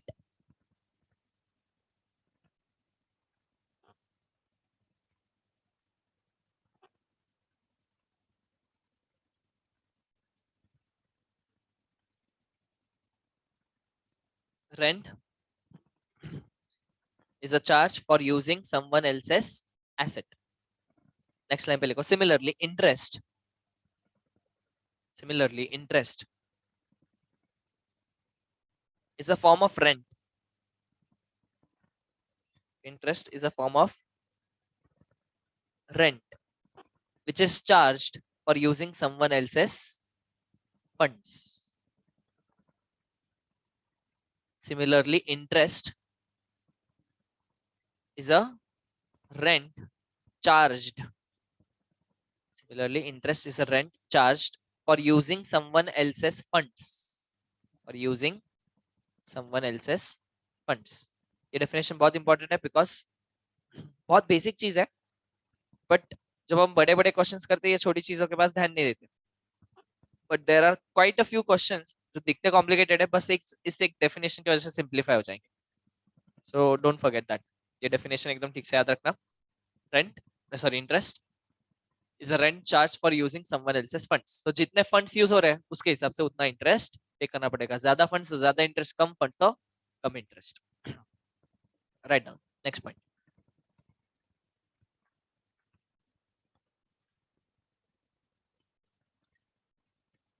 In majority of the transactions, right now, in majority of the transactions,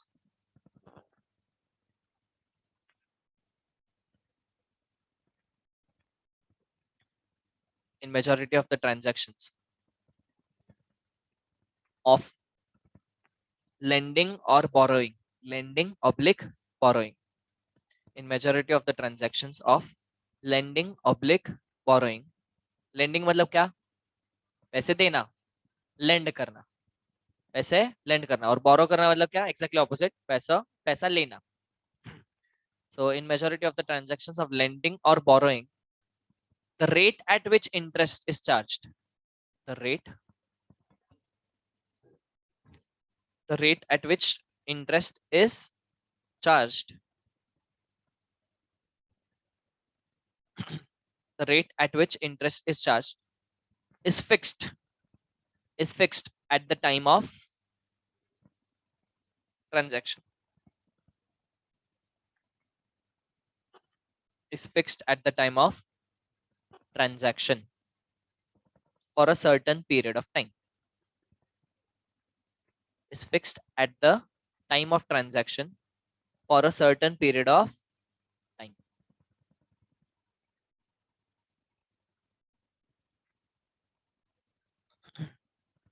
However, there are certain scenarios जो हमारे questions में कभी ज्यादा covered नहीं किए, but practically बहुत सारे scenarios होते हैं जिसको हम बोलते हैं फ्लोटिंग रेट ऑफ इंटरेस्ट. सुना है कभी फ्लोटिंग रेट ऑफ इंटरेस्ट? होता क्या है, अभी लेट्स से मुझे लोन चाहिए, घर खरीदना है, सबका ध्यान है ना पीछे, घर खरीदना है मुझे, तो 20 लाख रुपए की जरूरत है. लेट्स से मैं बैंक के पास गया, बैंक से लोन लेने की मैंने रिक्वेस्ट डाली, जो भी मेरा डॉक्यूमेंट्स की रिक्वायरमेंट थी वो सारी सबमिट की. बैंक ने बोला तुमको दो तरीके से लोन मिल सकते हैं, एक फिक्स रेट ऑफ इंटरेस्ट, एक floating rate of interest. Fix rate of interest मतलब क्या? उन्होंने बोला 9% पर एनम, ये फिक्स रेट हो गया तुम्हारा. तुमने 10 साल का लोन लिया, 10 साल तक तुमको इसी रेट से इंटरेस्ट पे करना पड़ेगा, 9% पर एनम. दूसरा, उन्होंने बोला एक फ्लोटिंग रेट ऑफ इंटरेस्ट भी तुम अडॉप्ट कर सकते हो. फ्लोटिंग रेट ऑफ इंटरेस्ट मतलब क्या? एक बेस रेट फिक्स होता है, एक बेस रेट फिक्स होता है. Usually base rate London interbank exchange rate होता है, लिबोर, या फिर मुंबई इंटरबैंक exchange rate एक होता है MIBOR. LIBOR and MIBOR, these are main base rates which are followed all over the world. in India LIBOR MIBOR दोनों होते हैं, बाकी कंट्रीज में लिबोर ज्यादा यूज होता है, लंदन इंटरबैंक एक्सचेंज रेट. तो उसमें क्या बोला रहता है, जो भी मिबोर का रेट रहेगा प्लस 2% हमारा रेट रहेगा, इसको बोलते हैं क्या? Floating rate of interest. जो भी मिबोर का रेट रहेगा, मिबोर मतलब क्या? Mumbai interbank exchange rate.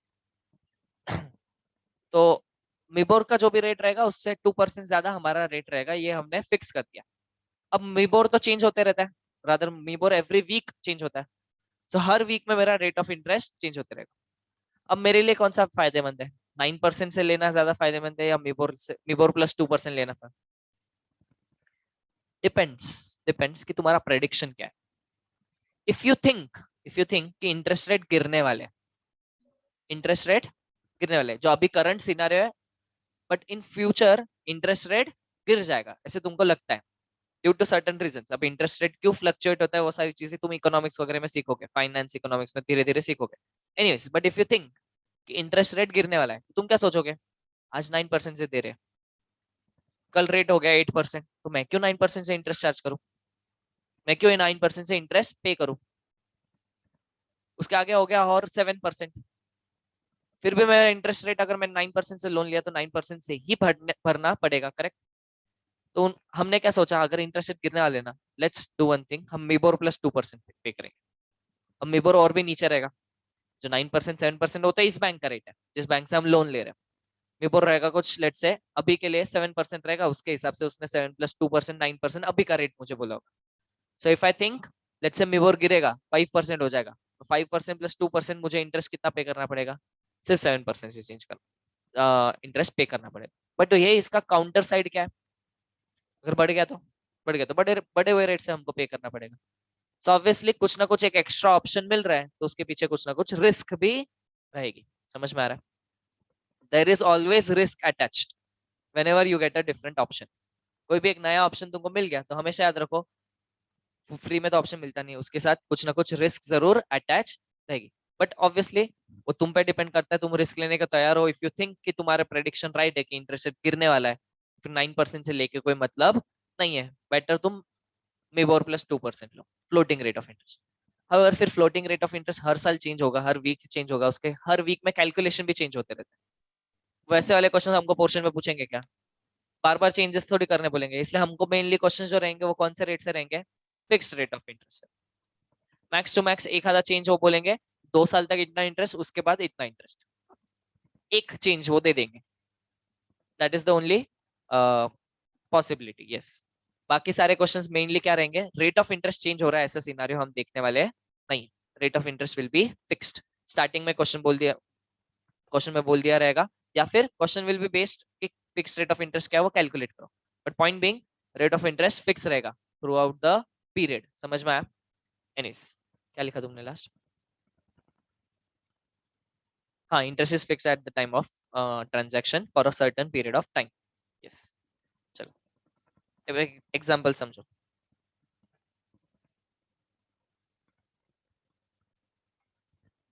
Bank A and bank B, ठीक है? अब बैंक ए के पास में जाता हूँ, मैंने बोला ये लो 100 रुपए रखो, मेरे पास एक्स्ट्रा हो गए, कमाई की, थोड़ी सेविंग्स हुई, सेविंग्स की तो हम एक्स्ट्रा पैसा घर पे रखेंगे तो उसके ऊपर कुछ पैसा मिलेगा क्या? Money should never be kept idle, at least the white money. White money कभी भी घर पे रख के कोई मतलब नहीं, उस पे कोई झाड़ थोड़ी है कि वो और बढ़ने वाला है। बैंक में रखोगे तो उसके ऊपर इंटरेस्ट मिलेगा। सो सिंपल रूल है, a rational person of sound mind should never keep his money idle. अगर पैसा पड़ा है, कैश में पड़ा है, कहीं ना कहीं इन्वेस्ट करना चाहिए। फिर चाहे वो बैंक में इन्वेस्ट करो या कोई दूसरे बिजनेस में इन्वेस्ट करो, बट इन्वेस्ट होना चाहिए व्हाइट मनी। लेट्स से मेरे पास 100 रुपए एक्स्ट्रा पड़े थे, मैं बैंक के पास गया, मैंने बोला बैंक तुम 100 रुपए रख लो। बैंक ने बोला ठीक है, 10% पर एनम हम इंटरेस्ट देते रहेंगे on this 100 rupees. Every year क्या होगा? 10% का इंटरेस्ट मुझे मिलते जाएगा। सो बैंक ने मुझे फर्स्ट ईयर के एंड में, मैं वापस बैंक के पास गया, 100 रुपए के ऊपर 10% के इंटरेस्ट के हिसाब से उसने 10 रुपए मुझे एक्स्ट्रा देने का वादा जो किया था, मैंने उससे मांगा कि 100 रुपए मैंने तुमको दिए थे, लाओ मेरे 100 रुपए वापस। उसने 100 रुपए दे दिए, और फिर मैंने बोला ऑब्वियसली कुछ ना कुछ एक्स्ट्रा दो, तो उसने मुझे 10% इंटरेस्ट के हिसाब से 10 रुपए एक्स्ट्रा दिए। वापस सिर्फ 100 रुपए देगा क्या 1 साल बाद? नहीं, कुछ ना कुछ एक्स्ट्रा मिलना चाहिए, उसी एक्स्ट्रा को हम बोलते हैं इंटरेस्ट या रेंट। हो गए कितने? 110। सो मैं फर्स्ट ईयर के एंड में अगर उसके पास पैसे मांगने जाऊँ तो उसने कितना देना चाहिए? 110 रुपए मुझे देने चाहिए। मैंने मांगे, मांगते हो बैंक ने बोला अगर तुम्हारे पास अभी भी एक्स्ट्रा हो गए तो हमारे पास रहने दो, हमारे पास रहने दो, हम इसको यूज करेंगे, अगले साल और इंटरेस्ट दे देंगे। मैंने बोला ठीक है, इंटरेस्ट मुझे वैसे भी चाहिए ही है, ये पैसा मेरे पास एक्स्ट्रा ही है, तो मुझे सेकंड ईयर के एंड में देना। सेकंड ईयर के एंड में वापस गया, बैंक ने बोला देखो तुमने 100 रुपए दिए थे, उसके ऊपर और 10 रुपए का इंटरेस्ट, ये हो गया 120। रुको, धीरे धीरे। मैंने पैसे उनको कितना दिया था? 100 रुपए, करेक्ट? स्टार्टिंग में कितना दिया था? 100 रुपए। वो मुझे हर साल उस 100 रुपए पे इंटरेस्ट पे कर रहा है। नेक्स्ट थर्ड ईयर में मैंने 120 भी उससे कलेक्ट नहीं किया, मैंने बोला तीसरे साल भी तुम्हारे पास पैसे रहने दो। सो 10 रुपए उसने और इंटरेस्ट दिया थर्ड ईयर के एंड में, और 130 रुपए फाइनली मैंने थर्ड ईयर के एंड में जाके पैसा कलेक्ट कर लिया। अब ये जो इंटरेस्ट चार्ज करने का पैटर्न है, this is known as simple interest. This is known as simple interest, which is not that much logical, which is not that much logical। Anyways, वो क्यों हम लेटर ऑन देखेंगे। अब यहाँ पे पैटर्न क्या है वो समझो। स्टार्टिंग में पैसा कितना इन्वेस्ट किया? 100 का 10% कितना होता है? 10 रुपीज। हर साल मुझे इंटरेस्ट कितना मिला? ये 10 रुपए में। सो 10 रुपए कैसे कैलकुलेट हुआ? 100 का 10%, एंड फॉर ईच ईयर यही मिलते जाएगा। सो इस 100 को हम नाम देते हैं क्या? Principal. This is known as principal. ये है rate of interest, this is known as rate of interest. और हमारा एन, नंबर ऑफ ईयर्स को हम डिनोट करते हैं एन से, जो हमारा है कितना? In this case 3 years. ठीक है? सो सिंपल इंटरेस्ट का एक फंडा सिंपल है क्या? इंटरेस्ट हर साल का सेम रहेगा, इंटरेस्ट हर साल का सेम रहेगा। और वो कितना रहेगा? तो ओरिजिनल प्रिंसिपल जो है, स्टार्टिंग में जो मैंने पैसा दिया था लोन के या इन्वेस्टमेंट के नाम पे, 100 रुपए मैंने इन्वेस्ट किए थे बैंक में, उस 100 रुपए का ही रेट ऑफ इंटरेस्ट से मल्टीप्लाई करो, 10% हर साल मुझे मिलते रहेगा। ये समझ में आया? So what we do is, principal को लेट्स से पी से डिनोट करेंगे। प्रिंसिपल की जो अमाउंट है, जो अपने अपने केस में कितनी है, 100 रुपीज, इस 100 रुपीज को हम डिनोट करेंगे किससे? पी से। इस पी को मल्टीप्लाई करेंगे आर से, since R is a percentage तो आर बाय 100 से मल्टीप्लाई किया, पर 100 है ना, परसेंटेज का मीनिंग क्या है? पर 100, सो डिवाइडेड बाय 100 किया। ये क्या आया? What is this? जैसे हमने यहाँ पे 100 इंटू 10% किया तो क्या मिला था? 10 रुपए। 10 रुपए क्या था? एक साल का इंटरेस्ट। दिस वॉज एक साल का interest. And since simple interest में मैंने बोला तुमको कि हर साल इंटरेस्ट का अमाउंट सेम रहेगा। अगर 3 साल का इंटरेस्ट कैलकुलेट करना है तो इंटू 3 करोगे, 4 साल का करना है तो इंटू 4 करोगे, 5 साल का करना है इंटू 5 करोगे। सो जितने भी ईयर्स है उतने ईयर से मल्टीप्लाई कर दो तो टोटल इंटरेस्ट मिल जाएगा। समझ में आ रहा है? और ये फॉर्मूला तुमने किया हुआ है, PNR upon 100, PRN upon 100, PRT, N को टी भी, टर्म, टी से भी डिनोट होता है, टाइम, टर्म। बेसिकली एन के जगह पे तुम टी भी यूज कर सकते हो, बट ये फॉर्मूला तुमने ये हुआ है, P R N upon 100। Very very simple, very very logical. I repeat again, क्या? प्रिंसिपल जो पैसा मैंने दिया उसको रेट से मल्टीप्लाई करो, परसेंटेज में डिवाइडेड बाय 100 करो तो एक साल का इंटरेस्ट मिला, करेक्ट?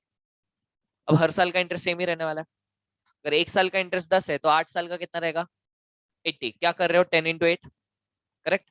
20 साल का कितना रहेगा? 10 into 20, 100, 200।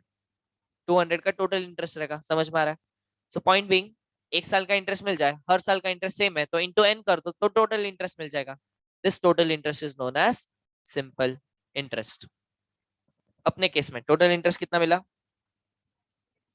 इंटरेस्ट 30 रुपीज, 10, 10, 10, 3 बार 10 मिला, 3 ईयर्स थे तो इसलिए 3 बार 10 मिला, 10 into 3, 30 रुपीज का इंटरेस्ट मिला। हाउएवर जब मैं पैसा वापस मांगने जाऊंगा सिर्फ इंटरेस्ट मांगूंगा क्या? जो प्रिंसिपल स्टार्टिंग में जो मैंने पैसे भरे वो भी तो वापस लूंगा, वो तो मेन है, वो तो मेन लेना है, उसके साथ साथ एक्स्ट्रा इंटरेस्ट मिल रहा है, करेक्ट? सो टोटल पैसा मुझे वापस कितना मिलेगा? तो प्रिंसिपल तो मिलेगा ही मिलेगा, प्लस ये सिंपल इंटरेस्ट वापस मिलेगा। This is known as amount, this is known as amount. So छोटे छोटे टर्मिनोलॉजी जो तुम स्कूल में भी कर चुके हो। ये सिंपल दो फॉर्मूलाज आ गए, किसके? सिंपल इंटरेस्ट के बेसिस पे दो फॉर्मूलाज आ गए। एक सिंपल इंटरेस्ट का खुद का फॉर्मूला है और इसी सिंपल इंटरेस्ट में ओरिजिनल प्रिंसिपल ऐड कर दो तो तुमको अमाउंट का फॉर्मूला मिले। ठीक है? However on the other side, bank B, अब हुआ ये, मैंने यहाँ पे 100 रुपए इन्वेस्ट किए थे, करेक्ट? 10 रुपए इंटरेस्ट मुझे फर्स्ट ईयर के एंड में मिला। मैं पैसे मांगने गया, वापस कितना मिल रहा था मुझे? 110। बैंक ने बोला रहने दो, मत लो, हमको 100 रुपए रखने दो, हम 100 रुपए पे और इंटरेस्ट देंगे। बोला नहीं, मुझे 110 रुपए दे दो। 110 रुपए लिया, बैंक से बाहर निकला, वापस बैंक के अंदर गया, बोला अब 110 रुपए लो। उसको समझ में आ गया कि 110 रुपए दे रहा है तो नेक्स्ट साल इंटरेस्ट किसके ऊपर चार्ज होगा? 110 के ऊपर चार्ज होगा, करेक्ट? 110 के ऊपर 10% मतलब कितना? 11 रुपए, 1 रुपए का फायदा हो गया। सीआर लगा दो, 1 CR हो जाएगा। 100 रुपए में कौन ट्रांजेक्शन करता है? अमाउंट तो ज्यादा रहेगी, 100 रुपए के पीछे 1 रुपए का फायदा हो रहा है एक साल में, करेक्ट और नॉट? सो पॉइंट बीइंग, ऐसा बहुत कुछ होने लगा एक्चुअल में। पहले बैंक में एक्चुअल में इंटरेस्ट किसके हिसाब से मिलता था? सिंपल इंटरेस्ट के हिसाब से। बट कोई क्यों सिंपल इंटरेस्ट पे रखेगा? फर्स्ट ईयर के एंड में जाएगा, 110 रुपए निकाल लेगा और वापस नया अकाउंट खोलेगा उसी बैंक में, उसी बैंक में नया अकाउंट खोलेगा और 110 रुपए डालेगा। तो ऑब्वियसली सेकेंड ईयर के एंड में होगा क्या? 100 के ऊपर मिला 10, 110 मिला और वापस डाल दिया, और इस 110 पे फिर 10% विच इज 11 रुपीज मुझे मिल जाएंगे, 121 रुपीज। अब बैंक को समझ में आने लगा कि ये सब हर हर कोई ऐसे ही करेगा, फिर तो उससे अच्छा हम ही ऐसे ही प्रोवाइड। ये क्या है? नया पुराना अकाउंट क्लोज करो, नया अकाउंट वापस खोलो, प्रोसीजरल वर्क बढ़ रहा है, करेक्ट? क्यों हमको प्रोसीजर और बढ़ाना है? हम ही तुमको कंपाउंड इंटरेस्ट देंगे। क्या देंगे? Compound interest. सो बैंक ने क्या करना शुरू किया, 100 रुपीज तुम इन्वेस्ट कर रहे हो, well and good. First year के एंड में 10 रुपए का इंटरेस्ट बनता है, उतना दे दिया, 110। बैंक को अगर उस पैसे की जरूरत है, पूछा कि तुमको अगर और रखना है तो रखो, हर हर टाइम पूछते नहीं, जब तक कोई मांगने नहीं आता तब तक नहीं देंगे, सिंपल रूल है। बस आप जब तक मांगने नहीं आएंगे तब तक हमारे पास रहेगा और उसके ऊपर हमको इंटरेस्ट देना ही पड़ेगा। सो सेकेंड ईयर के एंड में मुझे बोलो, सेकेंड ईयर में बैंक ने कितना पैसा यूज किया, 100 या 110? 110। What is interest? Interest is rent for using someone else's funds. Bank मेरा कितना पैसा यूज कर रही है सेकेंड ईयर में, 110। सो इंटरेस्ट भी किस पे ऊपर मिलना चाहिए, 110। 110 पर 10% मतलब 11 रुपीज, 121 मेरा अमाउंट हो जाएगा। so 11 रुपीज का इंटरेस्ट मिलेगा। ये समझ में आ रहा है? दिस 11 इज नथिंग बट, जो स्टार्टिंग में 100 रुपए इन्वेस्ट किए थे उसका 10% तो मिला ही मिला, उसके साथ जो फर्स्ट ईयर के एंड में 10 रुपए का इंटरेस्ट मिला ना, उस इंटरेस्ट पे और इंटरेस्ट। समझ में आ रहा है? 110 का 10% इज 11 रुपीज, करेक्ट? इस 110 को लिखो 100 प्लस 10 इंटू 10%। मतलब ही क्या, एक्सपांड करो, 100 इंटू 10% प्लस 10 इंटू 10%। 100 इंटू 10% आता है 10 रुपए, 10 इंटू 10% आता है 1 रुपए, तब जाके टोटल मुझे 11 रुपए मिलता है। मतलब ही क्या, कंपाउंड इंटरेस्ट में इंटरेस्ट पे इंटरेस्ट मिलता है, प्रिंसिपल पे तो मिल ही रहा है, प्रिंसिपल पे तो मिल ही रहा है, बट हर साल जो इंटरेस्ट मिलता है नेक्स्ट ईयर उस इंटरेस्ट पे इंटरेस्ट मिलता है। ये समझ में आया? सो कंपाउंड, इसलिए उसको कंपाउंड बोलते हैं, इंटरेस्ट पे इंटरेस्ट, कंपाउंडेड इंटरेस्ट। समझ में आ रहा है? इस प्रोसेस को ही हम बोलते हैं कंपाउंडिंग। जब इंटरेस्ट पे इंटरेस्ट मिलता है उस प्रोसेस को हमने नाम दे दिया कंपाउंडिंग। समझ में आ रहा है? पक्का सबको क्लियर हो रहा है? अब इसमें पैटर्न क्या है वो समझो। नेक्स्ट ईयर थर्ड ईयर में क्या होगा, कितना इंटरेस्ट मिलेगा, 12.1, और टोटल अमाउंट कितना हो जाएगा, 133.1। 3.1 रुपीज का एक्स्ट्रा इंटरेस्ट मिल गया। Just a comparison, simple interest में 130 रुपीज वापस मिल रहे थे, कंपाउंड इंटरेस्ट में वापस पैसा कितना मिलेगा, 133.1। टोटल इंटरेस्ट कितना मिला compound?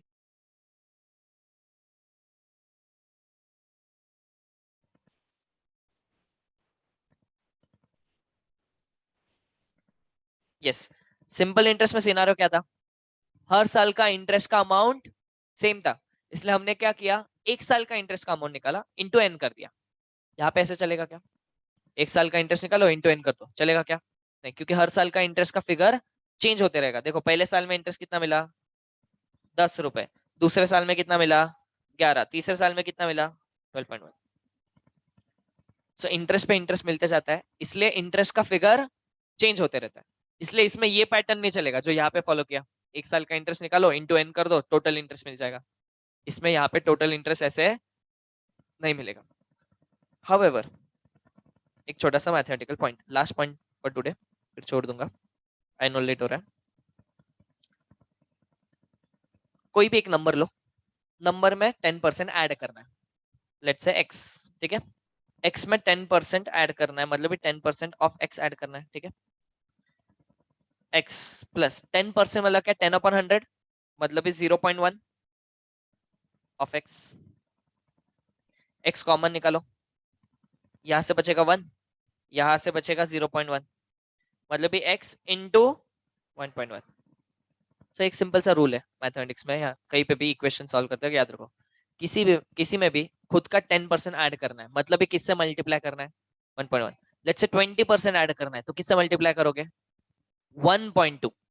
Again x plus 20% of x, x plus 0.2 into x, x common निकलेगा ही, पहले 1 ही बचेगा, प्लस 0.2 एक्स्ट्रा आएगा, which will be 1.2x। So x में 10% ऐड कर रहे हो, मतलब 1.1 इंटू एक्स, x में 20% ऐड कर रहे हो, मतलब 1.2 इंटू एक्स, 15% ऐड करना है तो 1.15, 15% ना, 15 में अपन 100, 15/100 कितना होता है, 0.15, वो 1 में ऐड करना है, 1.15, 1.15x is nothing but 15% of x, 15% of x, x में ऐड करना। So 15% add in x is 1.15 x। ये समझ में आ रहा है ना? यहाँ के अमाउंट वाले फिगर्स एक बार ठीक से ऑब्जर्व करो। This is principal, correct? This is principal. इस प्रिंसिपल में 10% ऐड किया तो नेक्स्ट ईयर की अमाउंट मिली, करेक्ट? ये वाली 110 आया, इस 110 को लिख सकता हूँ 100 इंटू 1.1, मतलब प्रिंसिपल इंटू 1.1। चलो अभी के लिए 100 ही लिखता हूँ। प्रिंसिपल था 100, 100 में 100 का ही 10% ऐड किया, मतलब 1.1 से मल्टीप्लाई किया, करेक्ट? ये 121 क्या है? 121 आया कैसे? 121 आया कैसे? 110 में उसी का 10% ऐड किया, करेक्ट? मतलब 110 इंटू 1.1, और 110 खुद क्या था? 100 इंटू 1.1। देखो वही तो हमने यहाँ पे लिखा है, 110 is itself 100 into 1.1 into ये 1.1। So 121 को मैं लिख सकता हूँ 100 into 1.1 जो आया 110 into 1.1 मतलब 121।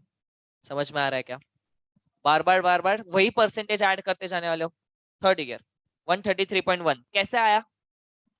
121 में उसी का 10% ऐड किया, मतलब ही 121 into 1.1 किया है। 121 में 121 का ही 10% ऐड करना, मतलब 121 को 1.1 से मल्टीप्लाई करना। बोलो समझ में आ रहा है? अब 121 खुद क्या था? 100 इंटू 1.1 इंटू 1.1 और इंटू 1.1 किया तो 133.1 आएगा, correct? You observe the pattern. First year के एंड में, फर्स्ट ईयर के एंड में जो ओरिजिनल प्रिंसिपल था उसको एक बार 1.1 से मल्टीप्लाई किया। 121 सेकेंड ईयर के एंड का अमाउंट है, सेकेंड ईयर के एंड का अमाउंट है। ये सेकेंड ईयर का एंड का अमाउंट कैसे आएगा? जो ओरिजिनल प्रिंसिपल था 100 उसको 1.1 से दो बार मल्टीप्लाई किया, सेकेंड ईयर के एंड वाली फिगर। थर्ड ईयर के एंड वाली फिगर कैसे आई? ओरिजिनल जो 100 था उसको 1.1 से 3 बार मल्टीप्लाई किया। Now if I ask you कि 5 साल के एंड वाली फिगर क्या रहेगी, कैलकुलेट मत करो, बस प्रेजेंटेशन के फॉर्मेट में बोलो क्या आएगा। 100 इंटू 1.1 को 5 टाइम्स मल्टीप्लाई करना पड़ेगा, मतलब 1.1 रेज टू 5, करेक्ट? ये तुम्हारा फॉर्मूला बन गया किसका? Amount of a compound interest, जो तुमने स्कूल में किया हुआ है। क्या? अमाउंट इज इक्वल टू 100, 100 क्या था हमारा? प्रिंसिपल, इंटू ब्रैकेट 1.1 आया कैसे था? 1 में r बाय 100 में ऐड किया, 15% हो तो 15/100 मतलब 0.15 को 1 में ऐड करो। 20% ऐड करना मतलब 20/100 मतलब 0.2 को 1 में ऐड करो। इसलिए हमारा क्या फॉर्मूला? 1 plus r upon 100। तो ये 1.1 का कैलकुलेशन है। 1 plus r upon 100 is that 1.1। अब 1.1 से कितने टाइम्स मल्टीप्लाई करना है? जितने ईयर्स है, रेज टू 10। समझ में आ रहा है? Simple logic of this formula. ये अमाउंट का फॉर्मूला है। Amount at the end of n years, तो at the end of third years करना है तो रेज टू 3 करो, जो आया हमारा कितना? 133.1। Eight the end of 2 years calculate करना है तो 1.1 रेज टू 2 करो, जो आएगा कितना? 121। सो इसमें पहले हमको अमाउंट मिलती है। सिंपल इंटरेस्ट में क्या था? पहले इंटरेस्ट मिला, कैसे कैलकुलेट किया? पहले प्रिंसिपल को r से मल्टीप्लाई किया तो 1 साल का इंटरेस्ट मिला, करेक्ट? हर साल का इंटरेस्ट सेम, इसलिए इंटू n कर दिया तो n ईयर्स का इंटरेस्ट मिल गया। उस इंटरेस्ट को प्रिंसिपल में ऐड किया तो हमको अमाउंट मिली। याद है ये कैलकुलेशन, ये प्रोसेस किसका है? सिंपल इंटरेस्ट का। कंपाउंड इंटरेस्ट में हम क्या कर रहे हैं? पहले अमाउंट निकाल रहे हैं। 100 को इंटू 1.1 करो, फर्स्ट ईयर के एंड का अमाउंट। अगेन एक और बार इंटू 1.1 करो, सेकेंड ईयर के एंड का अमाउंट। अगेन इंटू 1.1 करो, थर्ड ईयर के एंड वाला अमाउंट। समझ में आ रहा है? सो पहले अमाउंट मिलता है विच इज दिस। अब तुमने इसमें बोला था मुझे इंटरेस्ट मिला कितना कंपाउंड इंटरेस्ट में? 33.1। कैसे निकाला था? पैसे कितने दिए? 100। मिले कितने वापस? 133.1। एक्स्ट्रा कितना मिला? वो हमारा इंटरेस्ट। जो एक्स्ट्रा मिला वो हमारा इंटरेस्ट। यहाँ पे भी वही करेंगे। Compound interest will be equal to जो वापस मिला अमाउंट माइनस जो दिया था principal. This is the formula for compound interest. एकदम बेसिक स्ट्रक्चर में सिखा रहा हूँ, और ये सारी चीजें हम कल वापस रिवाइज करेंगे थोड़े से और डिटेल में विथ मोर एग्जांपल्स, और फिर ये सारी चीजें फॉर्मूला बुक में भी लिखेंगे। So please bring your formula book, notebook, module, calcy, calculators, जितने फास्ट हो सकता है जल्दी खरीद के लेके आओ। चलो, I will see you tomorrow, bye bye. Bye, sir.